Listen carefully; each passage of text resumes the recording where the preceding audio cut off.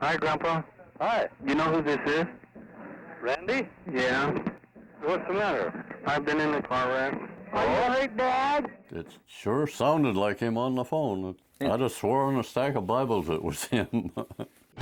Orville and Dorothy Shanafelt of Portland, Oregon, thought they were talking to their grandson, Randy, and it sounded like he needed help.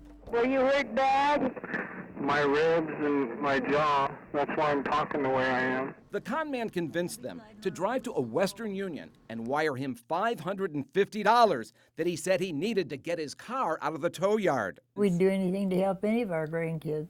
He even convinced them not to tell anyone else in the family. Grandma, I don't want Mom, I don't want nobody to know. We won't tell your mother then. How's the scam work?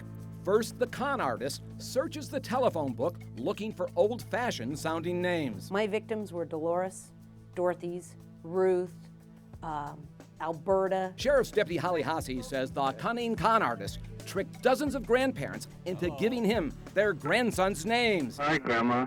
Who is this? Your favorite grandson. Jerry? Yes. What's the matter, dear? There is a relationship between grandkids and grandparents that grandparents, they aren't going to ask a lot of questions. If your grandkid's in trouble, they're going to do whatever it takes. Is there any way you can take a cab to the bank? Go to the bank. Yeah. And it'll take me a little while because I use a walker. I know you use a walk, Grandma. In my book, a wimp, a spineless little wimp. You know, you just don't harm children and you just don't take advantage of our senior citizens. So where was the person who was scamming Grandma and Grandpa out of their money calling from? Well, you may not believe it, but he was calling from right here, a county jail in Portland, just miles from their home. That's right.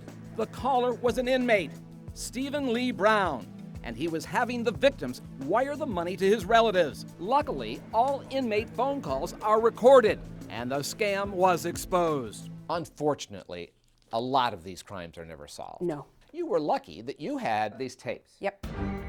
And it's happening all across the country. It was a perfect setup, and these people knew exactly what they were doing. Edward and Irene Kellerman, who live outside of Cleveland, Ohio, fell victim to another con man who has never been caught. You felt stupid that you were taken by a scam. I mean, this is foremost. Secondly, you're embarrassed.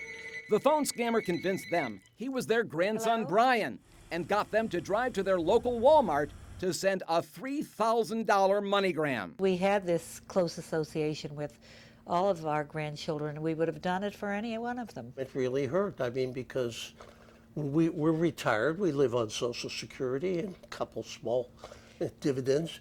Back in Oregon, I played the Shanafelts the tape of the con man who tricked them.